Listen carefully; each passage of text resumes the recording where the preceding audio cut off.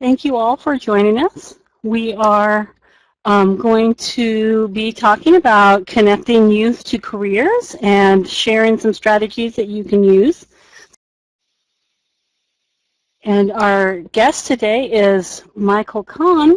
I'm going to stall for just a moment to see if his webcam, there he is. It looks like that's working. Hello, Welcome. everyone. Thank you, Michael. Welcome to our webinar today. We're going to be focused on strategies that you can use right now to help connect youth to STEM careers, and also things you can do with your staff to help build their understanding of how they can increase equity in their programming and how they can make a difference in the lives of youth. So we have lots of resources to share with you today and some current research about what's happening in the field.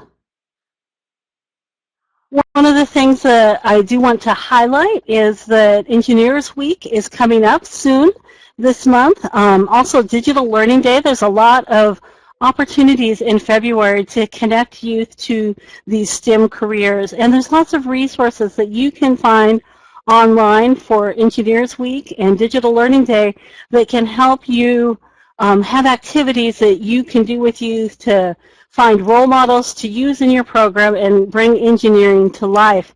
One of the great activities this year for Engineers Week is designing a folding solar panel, which I see as a lot of potential to help youth understand what engineering is about and how they can solve problems and how they can help people as an engineer. Our guest today is Michael Kahn. Michael, can you introduce yourself a little bit and tell them where you're coming from? Sure, Sandra. Hello. Hang on a second. I just accidentally turned my camera off, so let me just turn myself back on. Yes, I'm Michael Kahn. I'm from the Student Research Foundation. I'm happy to be here, and in just a minute, we'll have a slide with some information. I'm going to turn my webcam off just because I find it distracting to see the image in the upper right while I'm concentrating on the slides. So happy to meet you all. And I should also say that I know that many or most of you are out of school time program staff or volunteers, and I should mention that for many years I worked for Girl Scouts of the USA at the national level and ran the Girl Scout Research Institute, and also was involved in the National Collaboration for Youth, which is an affinity group of major national nonprofits, which included 4-H and some others too. Let me just turn my webcam off and we'll move to the next slide. All right, so I'd like to tell you about some research that we did, and first of all, I really want to underscore that this was a collaborative effort of the Research Consortium on STEM Career Pathways. And our partners in this effort, the lead partners were Destination Imagination, the National Girls Collaborative Project, and the National Alliance for Partnerships and Equity. And of course, I'm with the Student Research Foundation. Later on in the slides, you'll have to see some contact information and also website information. I encourage you to go to each of these partner websites as well, because they have a lot of great resources for you to use in out-of-school time programs. Now, we did research together, and it was focused on high school students in class. And the overall goal of it was to inspire a dialogue among students, their parents, meaning caring adults in their lives, educators, and others, about their career pathway choices. And in addition, the information was also useful for aligning programs and services. The research process that we followed was we mailed in-class surveys nationwide, and these were mailed to teachers who were generally teaching STEM classes, so science, technology, engineering, or math, across the country. It was nationwide. And by the way, if you happen to be a high school educator and you'd like to get involved in this survey process in the future, later on you'll see my email address. Just let me know. We have another wave of data collection coming up in the back to school season of 2017. And also keep an eye on our website, because we'll have some information about what students had to say about engineering, which I think will be interesting to you as well. Whoops, I jumped ahead a little too fast there. Let me just go back. Excuse me. Okay, so the first thing I want to share with you is what these high school students had to say about the importance of STEM courses. And the way the question was worded is, how important will your STEM studies be to you in your future career? And the bars that you see here are for males and females, and they are showing the students who rated that item as very or extremely important. And as you can see, males and females are pretty much even on this score. They all think it's important. However, when we look at what males and females checked off when we had a lot of different items about possible careers, and then we grouped them into STEM aspirations and health career aspirations, and there were others too, we see almost a mirror image pattern where males, many more males chose STEM aspirations than females did, and the reverse happened in the health career area. And I'd be interested in your insights on this. This does also mirror the patterns of what's happening in actual occupational areas now too. Going a little further, oops, sorry, it's jumping again. Going a little further, another pattern that we saw that was really interesting is we know that males and females' attainment of grades and courses, and especially females in college, are relatively equal. But as we looked across confidence, and the way we asked the question is, how confident are you that your STEM ability / skills will enable you to enter a STEM career? When we asked that question, females overall scored lower than males on this question.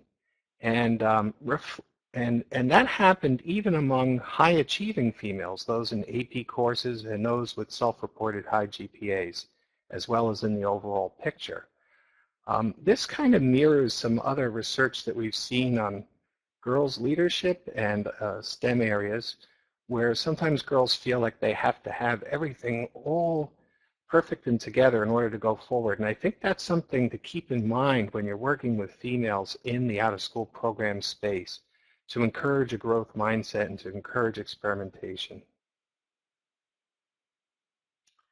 When we shift to looking at the importance of STEM courses by race and ethnicity, we grouped the students into two major groups here. And the darker colored one is historically overrepresented groups. And what that means is white students and Asian American students.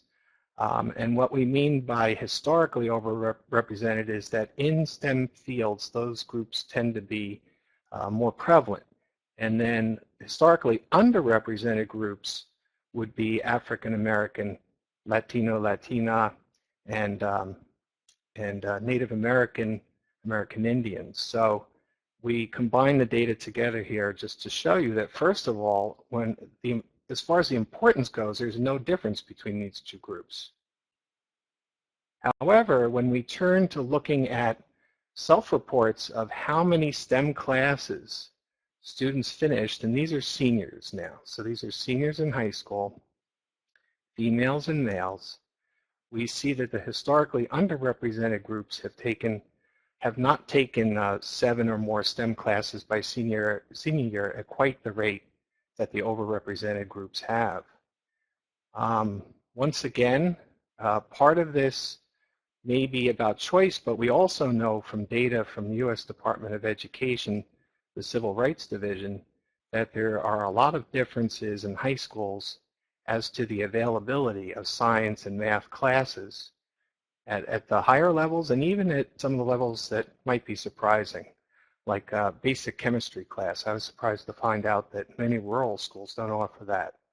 So once again, as you're reflecting on how you're working with students in out of school time, it's great to encourage them, but how can we also help level the playing field, so to speak, as we go forward? And this pattern also holds for seniors who are taking AP STEM classes. And once again, it's very similar to the previous slide. One thing we looked at in this research is creative learning in STEM. And we asked students whether in their STEM courses do they have the chance to think creatively while learning new content. And what we found is that there's a real boost in STEM confidence when you have the opportunity to have STEM and when you have creative learning happening. So let me show you a little bit of information that relates to that. There's a lot going on in this slide, but the basic thing to key in on is that the bars represent the percentage of students who experience creative learning. And so among those who have the highest STEM confidence, 60% or more experience creative learning. Among those who are less confident, there was a much lower level. And also the other thing to notice here is that for males and females, unlike a lot of the other data that we saw earlier, it's pretty even within and among those groups. So although this isn't causal data, it kind of suggests that creative learning may really be a key in confidence in STEM, which we know would also then be a key for going forward in the field. And I see there's a question, what year did the statistics for the chart come from? These are the 2015, I should have mentioned earlier on the research process slide, we collected these data in 2015. And we'll be issuing new data from the more recent years soon. We just got the back to school season of 2016 in, and we're analyzing that now. All right, now shifting to questions that we put to the teachers. We asked teachers to what extent they allow students to creatively express knowledge in STEM courses. And about a quarter of the teachers said they always allow students to express knowledge that way. And in fact, the vast majority, 97%, say they do so at least sometimes. What's interesting to look at is the contrast between what teachers said and then what students said. So when we asked students, do they have the chance to think creatively while learning new content, only about 1 in 8 said they always do. Once again, the vast majority say at least sometimes, but the seldom and never is a larger slice here. So we see a difference in perception. And this is important to keep in mind, I think, when you're also working in out-of-school time programs to kind of ask the students what they're experiencing. However, even though students say only about 1 in 8 say they always experience it, they do place a lot of value on creativity for STEM success. And this goes back to almost mirroring what the teacher data showed there as well.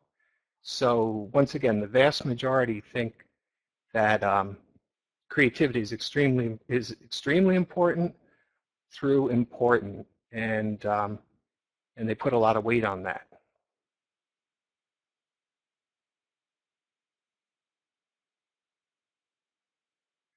So wrapping up the section on the data, the 2 solutions that our consortium came up with, and I think they're ones you'd be familiar with, and you're probably working on this yourself, is to support creative learning in STEM programs in classrooms, and also to address the structural inequalities.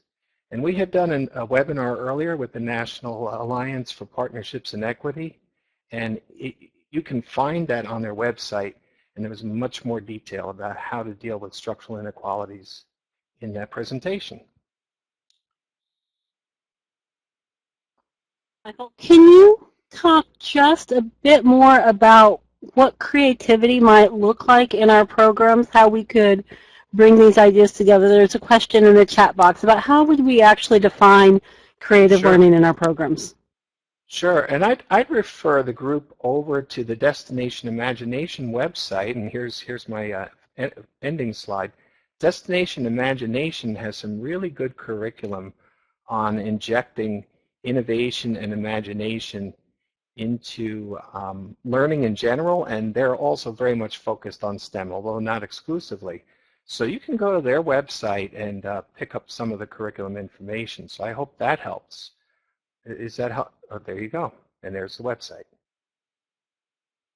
So, in summary, I'd be happy to be in touch with any of you. If any of you are high school educators and you'd like to be involved in this process, just drop me an email.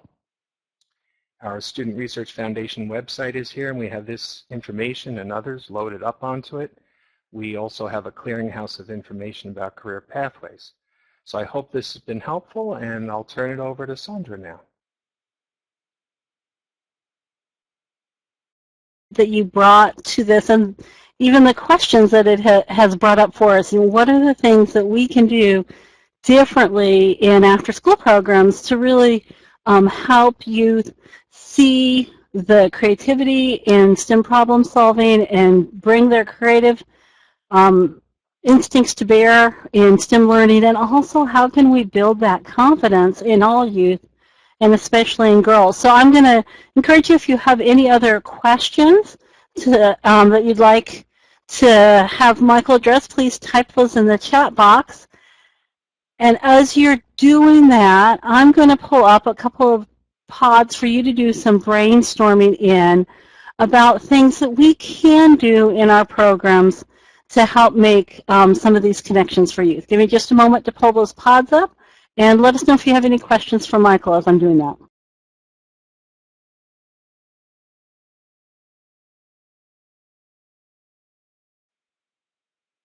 And Sandra, I see a question from Monica about PowerPoints. I think maybe Monica is asking about the availability of these PowerPoints. Monica, was that your question? Oh, okay.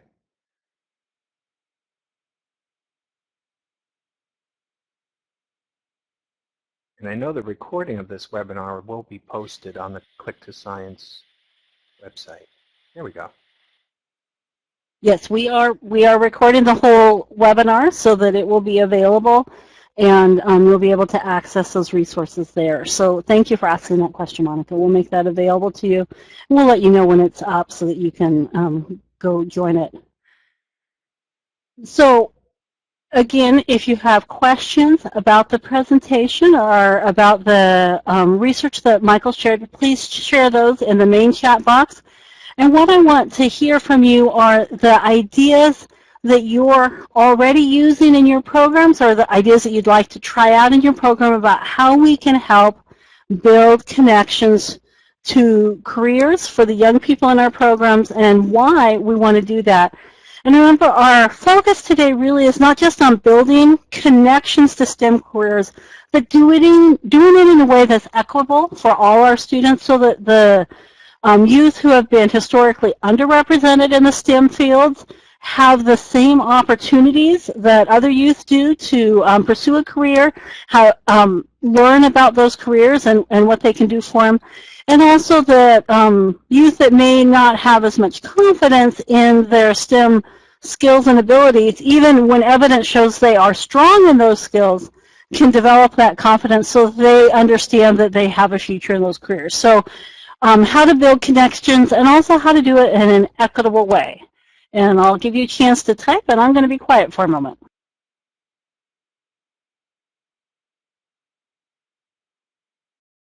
On the pod on the left had mentioned about bringing people into the classroom, and particularly with reference to girls. I think one of your web resources is the FabFems, which is FabFem Role Models, which is a project of the National Girls Collaborative Project, which we mentioned earlier. And I encourage you to go to their website, and perhaps there might be ways to find people in your local area through that website, or at least have videos to download to help share with girls and others. And I think that, Sandra, that you're going to talk about engineering societies in a little while as well. Some of those resources to help really make connections in your community, or if you don't have connections in your local community, make some virtual connections to role models for students. I see some great comments coming in. I really appreciate the point Tracy has about helping staff feel comfortable. And that's one of the things we try to focus on in this webinar. What are some resources we can share to build our skills and the staff who are working directly with the youth in our programs to achieve these outcomes? We're going to talk a little bit more about that later today. There's some great strategies that are being shared. I'm going to encourage you, if you haven't shared a strategy, please do that. It's not just a benefit to the other 25 people who are on the webinar now, but also it's really important to the people who are going to come back later and view this webinar. They don't have the chance to interact with us the way you do, and they really do appreciate learning from you about what's working in your program. So I'll give you just another minute and encourage everyone to really think about what you're doing now, what you'd like to be doing, and share it in that chat pod so that we can learn from one another. Thank you.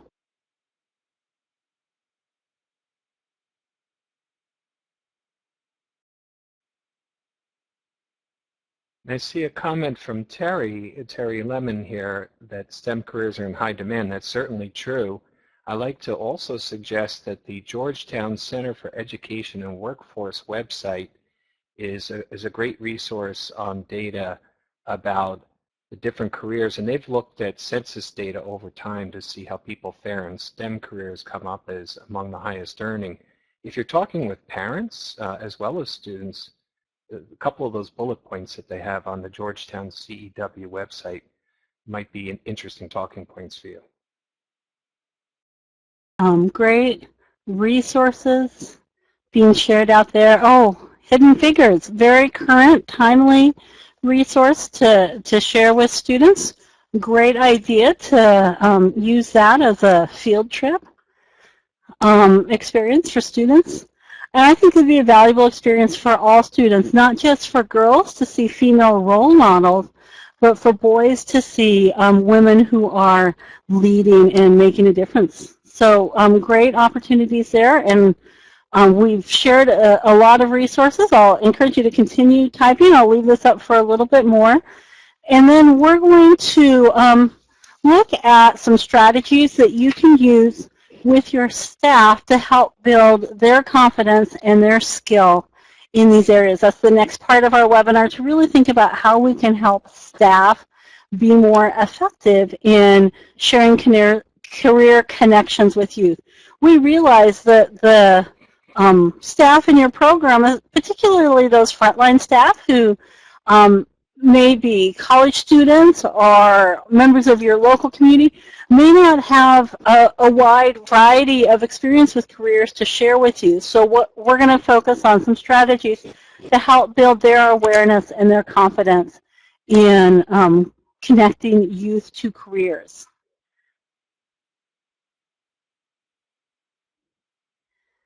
Thank you again for the ideas that you have shared and the opportunity for your peers to learn from you today on the webinar and in our recording of the webinar. I am going to hide the chat pods now so that we can move on to really looking at how we can work with staff and how we can model the skills we want them to develop so that they can share them with youth.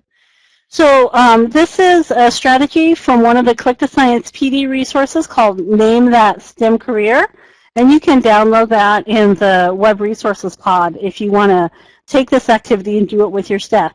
In the Grab and Go PD resource that you're going to download there, it suggests that you can bring in some objects for the group to discuss. Since we're doing this as a webinar, I found some pictures online of some objects that can help us think about different STEM careers and brainstorm. So we're going to start with these objects that we kind of have around us every day and see how they can help us learn about STEM careers and making connections. Then the next step we're going to talk about is working with role models. So I want you to look over the pictures on this slide here, just everyday objects, things that you use or might use. And think about what career or what jobs, start with jobs, might be associated with one of these projects. The furniture up in the corner is sustainable furniture. Bamboo, I think, is the material there rather than wood. So there's a variety of jobs associated with that product. Somebody designed the furniture. Somebody grew the natural resources, the bamboo that was used, and harvested it.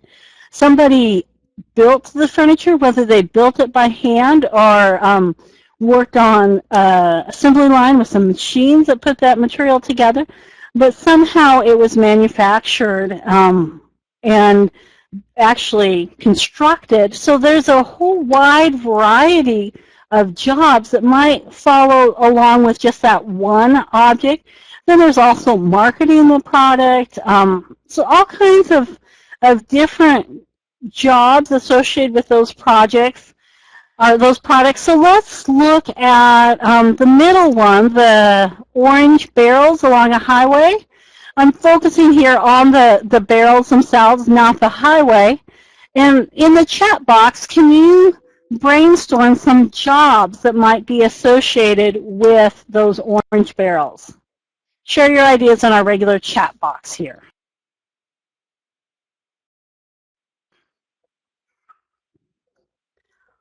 Got a couple of people who shared some ideas, focusing on the materials. There's some great research done about what materials they are made of to make them strong enough, to make them reflective, to make them durable. There's a lot of science that goes into designing the materials in there. There's the technicians who manufacture those barrels. There's a whole company in our community whose job is to put those barrels out and pick them up when they're done. That's a whole set of jobs around that task. There's the workmen who are working behind those barrels. They're designed to keep those people safe. So there's a whole range of jobs around that. The other thing I'm excited about is there's a lot of research that goes into how to make roadways safer and the engineering of safety materials for the roads. The barrels that we see here were a big improvement over cones that were available 20 years ago, which tended to be smaller, less visible, and less of a barrier to vehicles. So there's a lot of jobs around just any one of these objects. And what we want to think about is using objects like this with staff to help them think about a wider array of jobs that are associated with these products, and then to start thinking about how those jobs fit into STEM careers. And one of the things we want to emphasize here is that STEM careers fit a whole wide range of incomes. We tend to think of STEM careers as being high paying, but there is a wide range of incomes from STEM careers because there's a range of careers that some require a high level of education, 4 or 6 or 8 years of higher education for some STEM careers. Some require less education, an associate's degree or a bachelor's degree. And there are many STEM careers that can be entered through an apprenticeship or other sort of training model.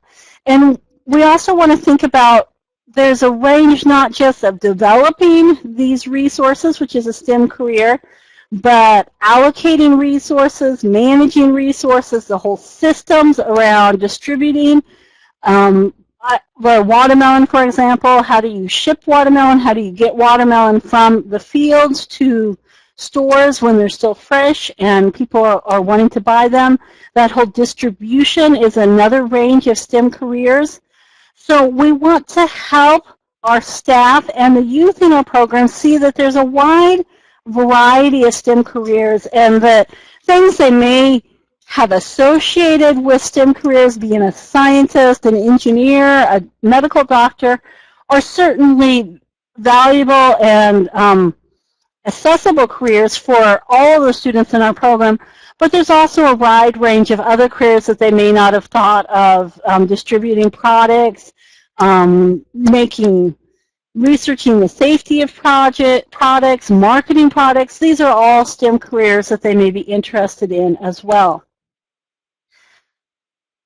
Beyond helping staff think about the wide range of STEM careers and what those could be that they have to share with youth, we also want to help empower them to use role models with youth. We want our staff to be STEM role models. Even if they're not STEM experts, we want them to think of themselves as STEM learners and learn alongside the youth in our programs. But we also want to help them know how to find people in their community who can work with the youth in their program and be role models. Sometimes you're going to find people that can come visit your program, places you can take youth to so they can meet role models. I do want to encourage you that no matter how small your community is, there are some scientists and engineers that are around that you could connect to. Whatever the size of your community, there is some system, for example, for treating the wastewater in your community. And there are scientists and engineers who work as part of that wastewater treatment, designing roads. A lot of the resources you use, utility companies, the cable companies, all of these people are science jobs and science careers that are located even in smaller communities that can be role models and can be connections for youth. I know in many communities the TV, networking, internet companies are great resources because they're looking for employees. And they don't necessarily, they want employees who have lots of skills in education, but they also want some very technical employees. They're very willing to partner with after-school programs because they want to build that future workforce. So look for those businesses, partners in your local community that you can connect with. And we also want to share with you resources that you can connect with online so that you can bring role models into your program or connect virtually. In the chat box earlier, somebody mentioned Women in NASA as a great connection. You can connect virtually with NASA scientists for no cost. Bring them into your classroom via computer or television and help youth connect in that way. And there are also lots of professional organizations. Women in Engineering, National Society of Black Engineers are a couple that really value mentorship and being role models, and they will help you connect the youth in your program to to engineers and role models. One of the resources that I wanted to share with you today is the Women in Science profiles from Penn State. Yes, Penn State College or University has a series of profiles of women in science, and starting next week, they're going to be doing a series of live chats on so you can meet those women, you can connect with them on Facebook and see those chats live on Facebook and help you connect to those role models. I don't know that it's going to be a time when you want to be online with the youth, but certainly you can connect with them and you can learn more about those. There's somebody from Women in Science Files. Thank you for joining us and sharing those resources. Could you also share your Facebook link so that they can join that Facebook Live conversation? I think that people will be very interested in that and how they can connect with those women. So we want you to realize that role models may be people that come into your program. They may be places that you take students out. Going to see the Hidden Figures movie is a great way to connect you to some virtual role models in STEM. And also, they may be connections that you can make where you can help you connect with somebody online or just see a video about a different career or actually connect with those people virtually. So there's lots of great opportunities, and I was hoping that you might share some ideas in the chat box. Do you have any other resources that you have found working well in your community for connecting with role models. So just in our main chat, let's share those ideas.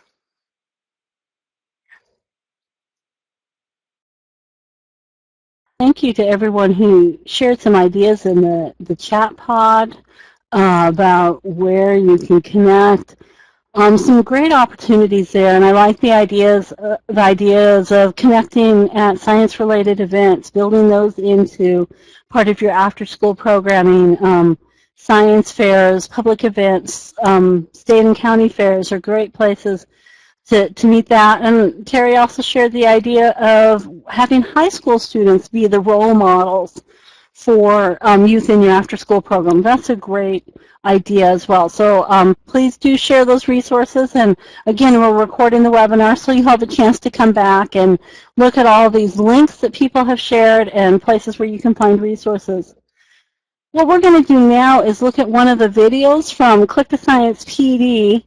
It's a video of a group from an after-school program. It's actually a summer STEM camp that are going on a field trip, and they're visiting a local engineering firm. One of the things I want you to notice is that in their camp program before the field trip, they have been learning about building circuits. And they're taking that experience they've had, hands-on learning experience in their program, with them as they go on the field trip and bringing that knowledge, and you'll see it connecting to their conversations that they have with the engineers at the firm. So pay attention to what happens when the youth ask the engineer to build a circuit with them, and see how the field trip is building onto their previous experience. And let me know what you think of this role model that they're meeting and how he is interacting with them. So give me a moment to pull up the pod for this, and we'll start the video.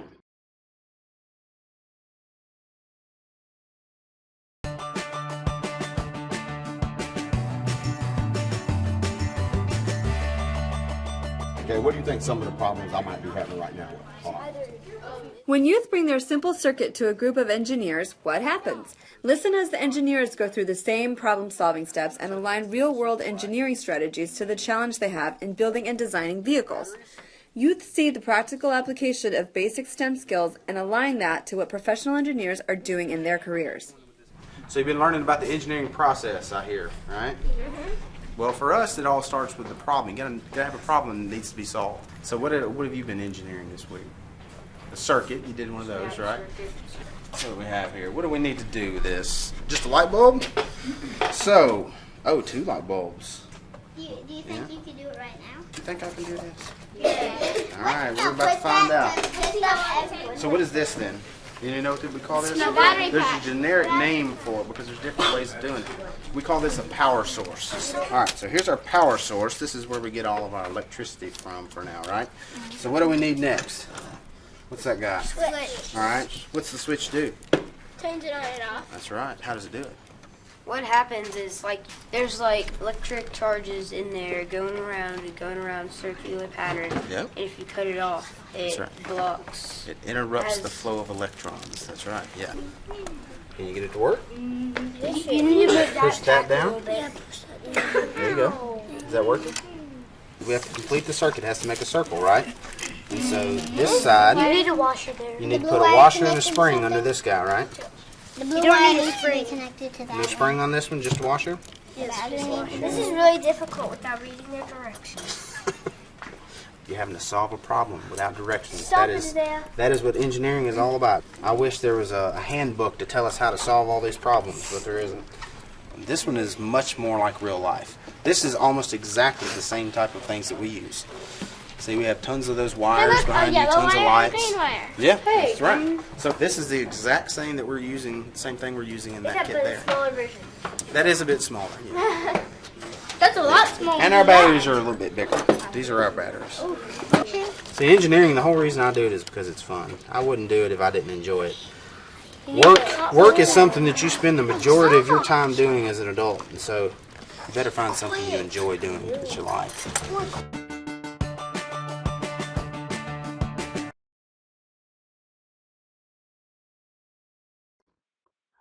please use the chat box to share your reactions to the video. What did you think of this engineer and the experience that the youth had?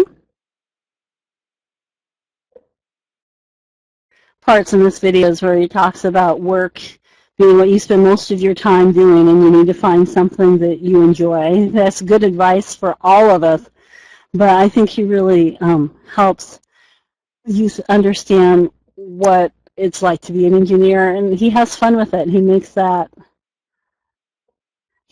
show.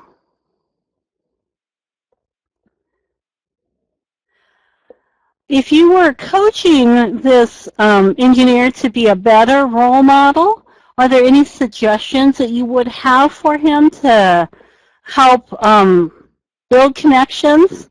It's easy to focus on what he did really well. I think there's some great strengths in this video, but there might be other connections that could be made. What would you like to have seen him do differently or add on to that experience? If you have any other ideas or suggestions, please do share those in the chat pod. I agree that there's a really big group, and there were just a few youth who were outgoing and interacting with him, and they had some really positive interactions, but is there a way it could have been set up so that all the students had very positive interactions with him or had more chance to be hands-on with the activity?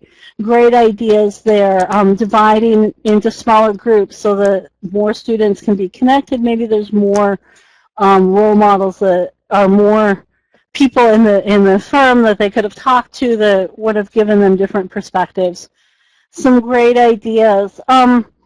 What message do you think the youth are going to take away from this experience?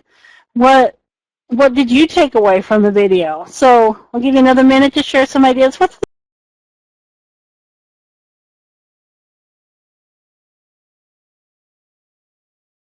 takeaway? Some great ideas in the chat box about the way they leverage the experience on the field trip and the experience in camp so that they're embedded together, and that's very beneficial to the students. Bringing along the exact same project they've been working on was a nice connection there. It was content that mattered to students that they had experience with, and overall I think this is a good example of how you can connect a real-world experience with a role model to the hands-on STEM learning that you're doing in your after-school program, and hopefully you can see how that's really beneficial for students when those two pieces can come together. And again, remembering what Michael talked about earlier, how can you bring creativity into that? So you've got a simple, pretty scientific idea there of creating a circuit. Once they have that knowledge and experience of how to create a circuit, how can you build creativity into that to make it engaging for all students? And I will just put in a plug that there's some great connections on the Click to Science website. There's a Dough Creatures activity that really brings a lot of the creative expression and artistic element into basic circuits. So look for that if you're looking for another chance for building in creativity. Now, one more thought before we leave this field trip experience. I want you to think about how do we leverage experiences like this to build in equity for all of our students in our program. So in the research that he shared earlier, Michael highlighted some of the differences that we see in the attitudes of some students, particularly girls, in having a different perception of STEM. That there's a disconnect between how important they view STEM and what their aspirations are. There's, even when we have evidence to show that their content knowledge is strong, they're still not as confident in their skills and abilities as males are. And we also saw some real differences between some groups of our students. Youth that are underrepresented don't have as many opportunities as students that are typically seen in these STEM careers. So what are some things that we can do in after-school programs to leverage these issues around equity? And this is something I really want you to take away. I think this is really important because after-school programs tend to be very representative of their communities. All students are welcome in after-school programs, and students of color tend to be equally or sometimes overrepresented in after-school programs, so it gives us a chance to reach these students that have historically been underrepresented in the STEM career fields and help them build some connections. So I don't see any ideas in the chat box. I know I'm talking and it's hard to type while I'm talking, so I'll pause for a minute.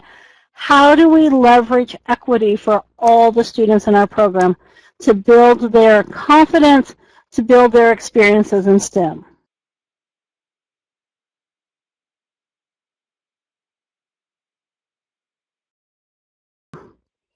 The NAP Equity site is something that I encourage you to connect to and look at micro-messaging. That'd be another great webinar topic about these STEM careers and equity.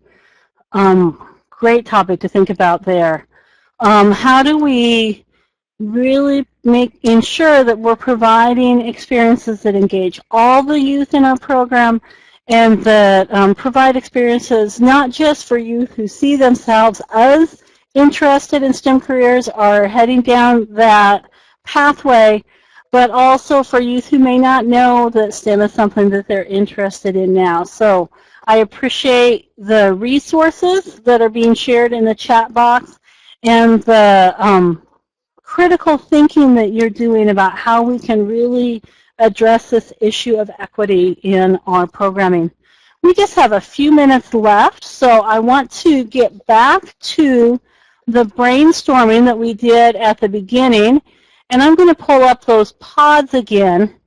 And what I want you to do is see if you have some new ideas that we can add to those pods. Again, we know that there's going to be a lot of participants who aren't able to be on the webinar, and we want them to be able to learn from your experience and share those resources. And you may notice that there's one more new pod here about what are we doing to help support staff. That we know that it's important for youth, but our staff may not come in knowing this information, so how do we connect them and how do we help them understand?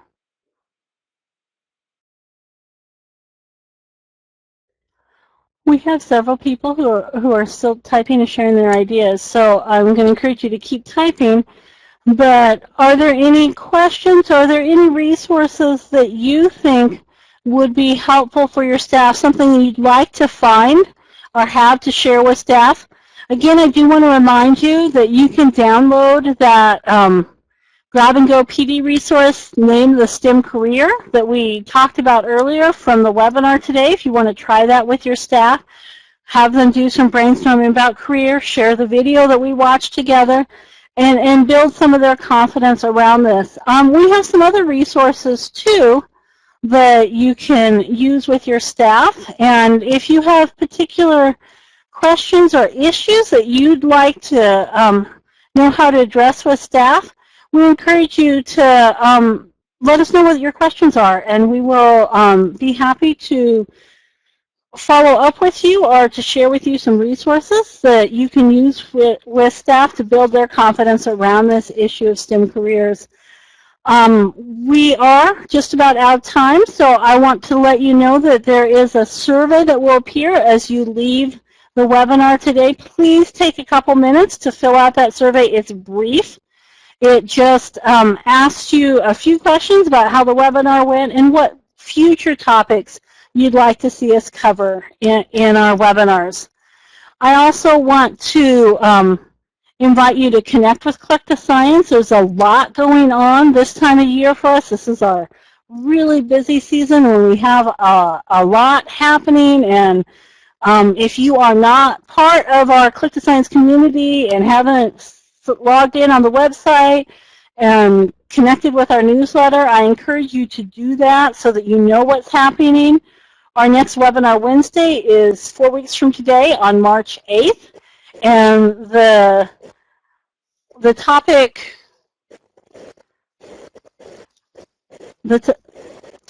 is about quality programming with STEM.